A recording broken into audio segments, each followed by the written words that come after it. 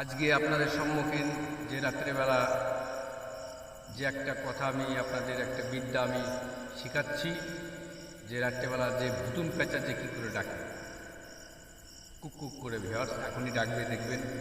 চলো রাখো।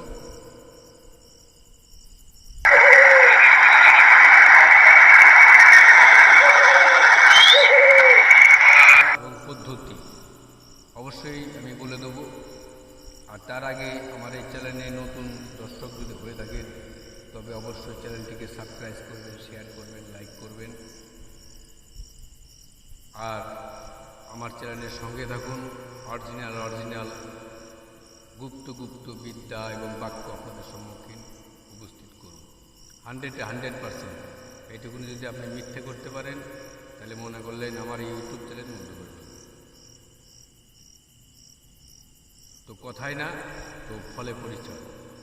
তো চলুন যে পদ্ধতিগুলো আপনাদের আমি বলছি, যে আমি ভিডিওটা শেষ করার আগে যে এখানে যে নতুন যে পেঁচাগুলো আছে, পেঁচাগুলো তাকে চলে আসো, যে যেখানে আসো তার কর্তব্য একবার করে যেতে হবে, অবশ্যই হবে।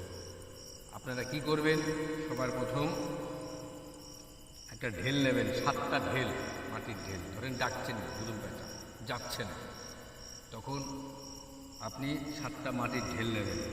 মাটির ঢেলের মধ্যে আপনাকে বলতে হবে, ঠিক আছে? এবার আপনি যে যা ধর্মের হন, আপনি যদি খ্রিস্টান হন তাহলে গডের ধর্ম, আপনি দোহাইটা দেবেন, স্মরণ করবেন। যদি আপনি মুসলিম হন তাহলে আল্লাহ মোহাম্মদের দোহাই দেবেন। যদি আপনি হিন্দু ভাইরা হন তাহলে মা কালীর দোহাইটা দেবেন। শোনেন, মা আদি শক্তি।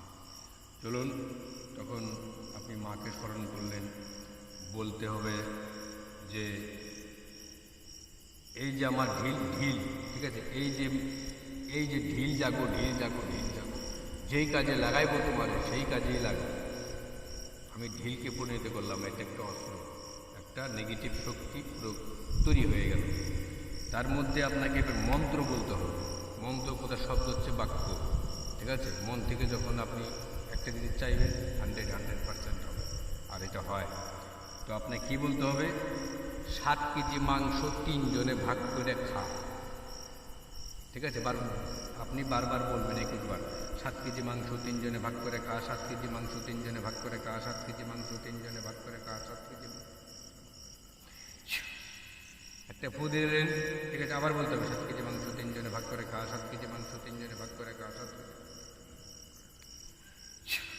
ফু দিয়ে দেবেন প্রত্যেকটা ইটের মধ্যে 7টা, ঠিক আছে? 39 বার আপনি ওইগুলোর মধ্যে ফুক করবেন।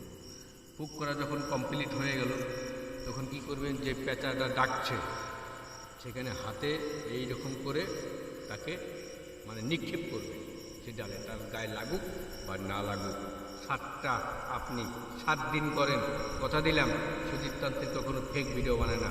আর আমার এই কথার মধ্যেই দেখবেন ওই প্রত্যেকটা ক্রিয়া একদম 100% চালু হয়ে যাবে। আর যখন আমার বিদ্যা নিয়ে কাজ করবেন অবশ্যই আমাকে স্মরণ করতে হবে, অতএব হবে না। তো চ্যানেলটিকে যদি ভালো লাগে তবে অবশ্যই শেয়ার করুন। তো এখানে আমি ভিডিওটি শেষ করতে চলেছি। জয় মা কালী।